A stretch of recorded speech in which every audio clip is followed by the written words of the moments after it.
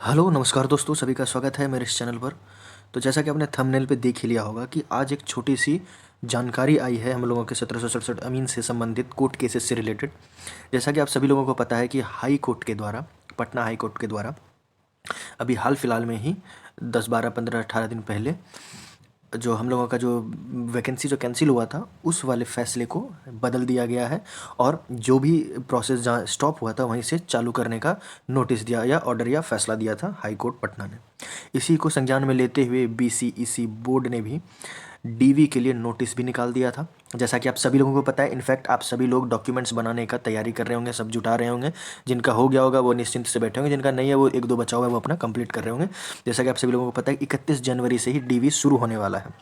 इसी बीच में एक खबर आती है कि जो अपोजिशन पार्टी है, जैसा कि हम लोग जानते हैं कि हम लोग एक कॉन्स्टिट्यूशनल रनिंग उसमें देश में रहते हैं जहाँ कि कॉन्स्टिट्यूशन रन करता है, यानी कि संविधान रहता है, संविधान के हिसाब से चलता है। और संविधान ने हक दिया हुआ है, किसी को लगता है कि हमारे साथ नाइंसाफ़ी हुई है तो आप अपने जिस कोर्ट का फैसला आया उससे हायर कोर्ट में आप जाके अपील कर सकते हैं। ठीक है, तो ओके। तो यही घटना है कि जैसा कि हाई कोर्ट ने दिया था हम लोगों के पक्ष में, तो जो अपोजिशन वाले थे उनको ये चीज़ एक्सेप्ट नहीं हुआ। ठीक है, तो उन लोगों ने एसएलपी फाइल किया है, कहाँ पर? सुप्रीम कोर्ट में।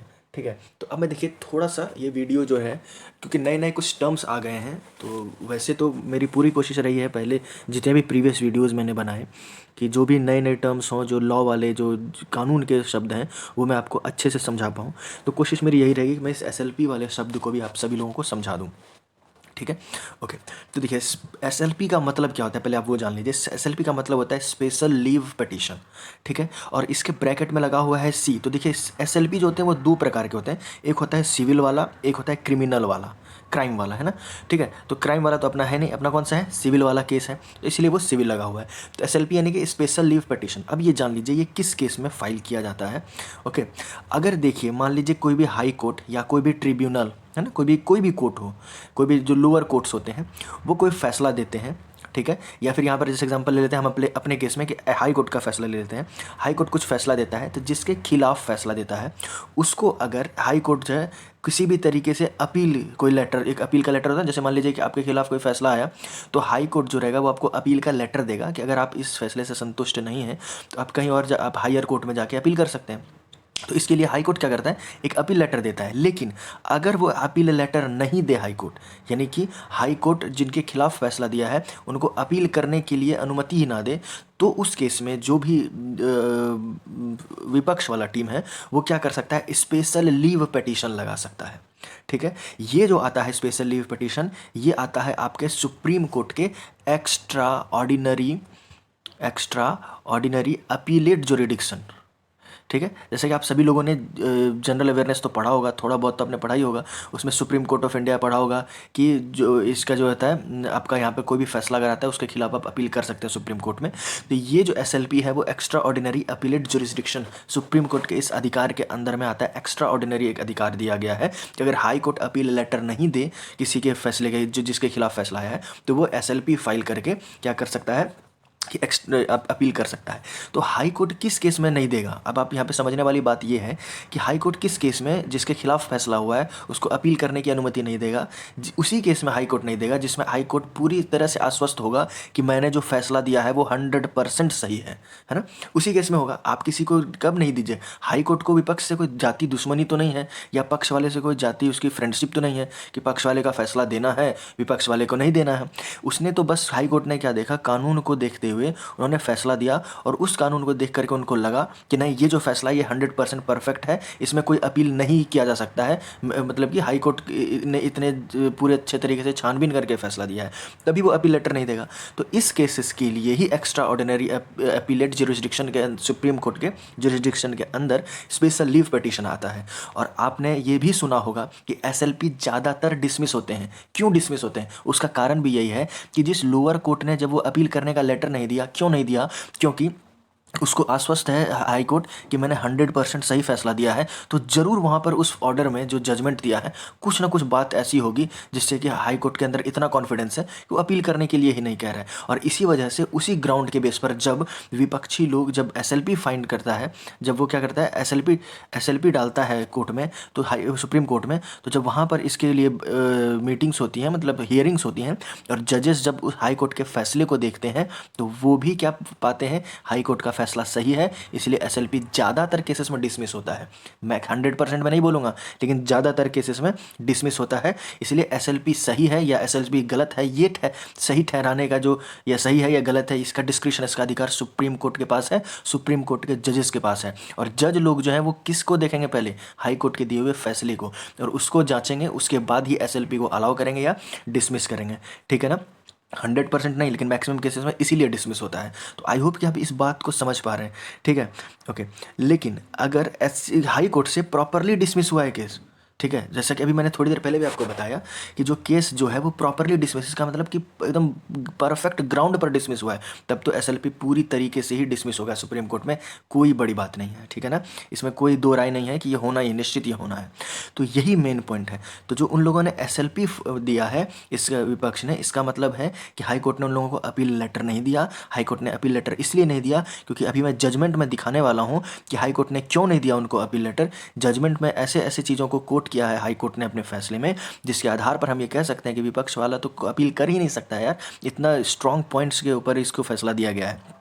इसीलिए ऑपोजिशन टीम वाले को अपील लेटर हाई कोर्ट ने नहीं दिया, तो ऑपोजिशन वाला एसएलपी को लेकर के सुप्रीम कोर्ट में फाइल किया है। अब जब भी उसकी हियरिंग होनी है तब होनी है, लेकिन मेरा पूरा जो कोशिश है वो आपको समझाने में है कि आप इस बात को समझ पाओ। आइए अब मैं बताता हूँ कि हाई कोर्ट ने अपील लेटर क्यों नहीं दिया विपक्ष वाली टीम को, ताकि उनको, जिसके कारण कि उनको एसएलपी डालना पड़ा वहाँ पर सुप्रीम कोर्ट में जाकर के। आइए उस चीज़ को मैं दिखा देता हूँ।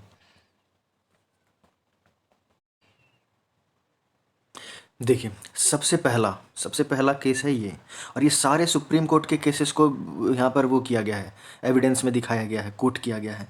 आइए पढ़ लेते हैं इस चीज़ को। The division bench was categorical in it's findings. में बता दूं कि ये जो है वही जजमेंट है जो कि पटना हाई कोर्ट का आया हुआ है, जिसके ऊपर कि मैंने प्रीवियस में वीडियो भी बनाया था, बहुत ही स्मॉल एनालिसिस दिया था उसका अब डीपली एनालिसिस करने का समय आ गया है, तो मैं वही चीज़ कर रहा हूँ। ठीक है, ओके। तो देख लीजिए यहाँ पर क्या लिखा हुआ है। The division bench was categorical in its finding that no recruitment could be made in deviation of the prescribed qualification in terms of the advertisement and the rules governing such appointments for deviation would be arbitrary and discriminatory being in breach of the article 14 and article 16 of the constitutions of India, refer to J&K public service commission versus doctor Narendra Mohan 1194 clause 2 SCC 630 and state of Bihar versus Ramdev Yadav 1996 SCC 493। दोनों supreme court के cases हैं। यहाँ पर high court क्या कह रहा है कि जो रिक्रूटमेंट है उसमें जो प्रिस्क्राइब्ड क्वालिफिकेशन जो एडवर्टाइजमेंट में आया हुआ है उसके इतर यानी कि अलग आप जो है उसमें अपॉइंटमेंट नहीं कर सकते। क्यों?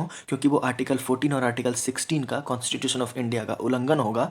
इसी चीज़ सेम रिलेटेड जो चीज़ है, यानी कि आर्टिकल 16 और आर्टिकल 14 का जो ब्रीचिंग है उसके रिलेटेड जो केस रेफ़र किया गया है वो ये वाला केस रेफ़र किया गया है, जो कि है आपका दोनों केस जो सुप्रीम कोर्ट के केसेस हैं यहाँ पर। ठीक है, तो पहला पॉइंट यहाँ पर ये आ जाता है कि जो हाई कोर्ट में जो फैसला हुआ है उसमें जो क्वालिफिकेशन जो बनाया गया है, यानी एडवर्टाइजमेंट को तरजीह दी गई है, प्रायोरिटी प्राथमिकता दी गई है कि जो उसमें क्वालिफिकेशन है उससे अगर आप ले लेते हैं, भर्ती करते हैं, तो वो किसका हो जाएगा, ब्रीचिंग हो जाएगा article 14 and article 16। And same cheese in cases में भी मिला है। मैं पहले बता देता हूँ, इन केसेस को मैं अभी ओपन नहीं कर रहा हूँ, इनका डिस्कशन अभी नहीं कर रहा हूँ। अगर आप चाहोगे तो मुझे कमेंट में बता देना, मैं अभी जितने केसेस बताने वाला हूँ सबका डिस्कशन कर सकता हूँ। ठीक है, आगे चलते हैं। देखिए नेक्स्ट पॉइंट पे हम लोग चल लेते हैं। अगर हम नीचे आते हैं तो फिर देखते हैं यहाँ पर एक और केस। ठीक है, देख लीजिए। In the Chandigarh administration through the Director Public Instructions Colleges Chandigarh, the Supreme Court rely upon Abraham Jacob and others versus Union of India 1998 4 SCC 65 had found that even in the absence of valid rules, it could not be said that the advertisement was invalid. In the exercise of its executive power, the state could issue administrative instruction from time to time with regard to all the matters which may not be governed by any statute or rules made under the constitution or statute। कहने का मतलब है कि सीधी सी बात, अब देखिए अब बात आ जाती है वही 2013 के कैडर रूल के ऊपर, उसका पब्लिकेशन के ऊपर। ठीक है ना, यानी कि कोई वैलिड रूल हो या ना हो, लेकिन उसके बावजूद भी जो सरकार है ना, जो अथॉरिटी है जो एडवर्टाइजमेंट निकाल रही है, वो भर्ती कर सकती है even in the absence of valid rules. और यहाँ पर भी सुप्रीम कोर्ट के केस का ही हवाला दिया गया है। तो आप समझ पा रहे हैं हाई कोर्ट ने क्यों ऐसे अपील लेटर नहीं दिया है। आप देख रहे हो ग्राउंड्स कितने मजबूत हैं, क्यों हाई कोर्ट को लग रहा है कि मेरा जो फैसला है वो ठीक है, इसलिए आपको अपील लेटर नहीं दे रहे हैं, उनको SLP फाइल करना पड़ा। आइए एक और देख लेते हैं आप, और जो इन्होंने केसेस को इसमें डाला है। ठीक है, यहाँ पे आप 2 पॉइंट देख सकते हो। B it noted that Abraham Jacob, the Supreme Court had held that an administrative decision to act in accordance with even the draft rules which were to be finalized later would be valid wherever such draft rules were framed। ठीक है, ये चीज़ तो मैंने आपको समझा ही दिया, चाहे draft rules हों या नहीं हों या आगे आने वाले हों, मतलब कि आज आया है एडवर्टाइजमेंट, इसके बाद आएगा ड्राफ्ट का रूल, तब भी वैलिड है, इसमें कहीं कोई दिक्कत नहीं है। ये सुप्रीम कोर्ट के अब्राहम जैकब वाले केस के अंदर ये फैसला था। दूसरा देखिए, similar was the finding in Vimal Kumari declaring that government of the day was free to regulate the service conditions of the employee for whom the rules framed were only at the stage of draft, but with the caveat that the state had clear intention to enforce those rules in the near future। देखिए same जो cases हुआ ना हम लोगों के साथ, अमीन वाले के साथ, वही सेम केसेस जो है, इन सब सेम कंडीशंस जो था इन केसेस में भी वो चीज़ मिला, इसलिए इन सब चीज़ों को फाइन यहाँ पर क्या बोलेंगे, साक्ष्य के तौर पर यहाँ पर लगाया गया है। और इसी वजह से जो है हाई कोर्ट जो था वह पूरी तरह आश्वस्त था कि ये जो फैसला है वो क्या है, वो पूरी तरीके से सही है। आप एक और इसमें आप देख लीजिए क्या है। On the issue of the parent rule 2013 being silent over the mode of publication, the bench relying upon this case and section and Bihar and Orissa general clause act 1917 held that an obligation was cast on the state to publish the notification containing rules in the official gazettes failing which the rules would unimplementable, है ना। Okay, तो यानी कि जो rule जो 2013 का publish नहीं हुआ था, जिसको जो हमारे अपोजिशन लोग थे उन लोगों ने बात को उठाया था कि 2016 और 2017 का तो अमेंड हो गया, लेकिन 2013 तो पब्लिश हुआ ही नहीं है, तो जब पिताजी नहीं है तो 2 बेटे कहाँ से आ गए। तो इस चीज़ को लेकर के हाई कोर्ट ने इसको इस वाले केस के थ्रू, और Bihar and Orissa general clause act 1917, जिसका कि मैंने पहले की वीडियोस में बता रखा है, इसको लेकर के यहाँ पे क्लैरिफाई किया है। ठीक है, health that obligation was cast on the state, मतलब सिर्फ स्टेट को उस जजमेंट के थ्रू ये कहा गया था, जब 2013 का जो हुआ था ना अनइम्प्लीमेंटेबल वाला, मैंने पहले केसेस में बता रखा है, अगर आपने नहीं देखा तब जरूर देखिए जाकर के, कि जब तक आप 2013 के रूल को पब्लिश नहीं करते हो तब तक 2016 और 2017 अनइम्प्लीमेंटेबल है। अनटिल वर्ड याद होगा, मेरा एक वीडियो का थंबनेल भी बना हुआ है, एक वर्ड जो फैसला हमारे हक में देगा, तो अनटिल इट इज़ अनइम्प्लीमेंटेबल। अनटिल जब तक वो पब्लिश नहीं होता है 2013 तब तक वो अनइम्प्लीमेंटेबल है। और इसी को लेकर के सरकार ने 2013 को 2019 में पब्लिश किया था और उस अनटिल वाले जो कंडीशन था उसको ख़त्म कर दिया था। ठीक है, ओके। अब आई थिंक अब कोई और केसेस का यहाँ पे जिक्र नहीं है, तो आप देख सकते हो, बाकी तो सारी डिटेलिंग है, मैं पहले भी वीडियोज़ में बना चुका हूँ इसके ऊपर।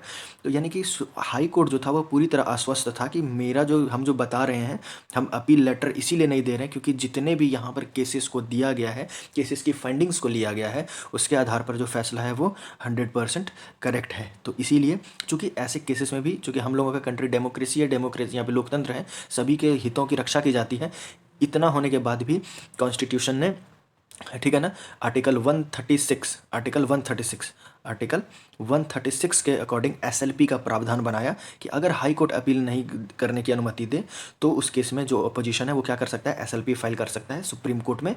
ठीक है, सिविल कर सकता है या क्रिमिनल कर सकता है, जैसा जैसा केस होगा वैसा वैसा वो उसके अकॉर्डिंग कर सकता है। ठीक है, तो ये मेरा एक पूरा टोटल एनालिसिस था। अगर आपको जिन केसेस के बारे में लिखा हुआ है, देखिए उसके एक एक को लेकर के अगर मैं एक एक केस का एक एक वीडियो बनेगा, अगर आपको वो जानना हो तो आप मुझे बता दीजिएगा। अदरवाइज ओवरऑल मैंने बता दिया है, ये केस बिल्कुल भी नहीं टिकने वाला है। इतने परफेक्ट तरीके से हाई कोर्ट ने इस केस को ख़त्म करा है कि सुप्रीम कोर्ट जब इस केस के ऑर्डर को पढ़ेगा ना, जब उनके जजेस पढ़ेंगे तो वो बोलेंगे इसमें तो कुछ बात ही नहीं है, इसमें तो डिसमिस करने वाला बात है। तो यानी कि जैसा कि SLP का इतिहास रहा है, मैक्सिमम केसेस में ये भी SLP डिसमिस होगा, ये मैं लिख दे रहा हूँ। ठीक है, सिग्नेचर भी कर दे रहा हूँ। ठीक है, तो यानी कि ये भी SLP डिसमिस होगा, निश्चिंत रहिए। DV आने वाला है, DV करवाइए, कोई दिक्कत नहीं है, कुछ नहीं होने वाला है। ठीक है, तो अगर आपको कहीं भी कुछ भी डाउट लगे, कुछ समझ नहीं आया हो तो कमेंट में बताइए, और वीडियो अच्छा लगे तो लाइक शेयर एंड सब्सक्राइब कीजिए। धन्यवाद, मिलते हैं अगले किसी वीडियो में, तब तक के लिए जय भारत, जय हिंद।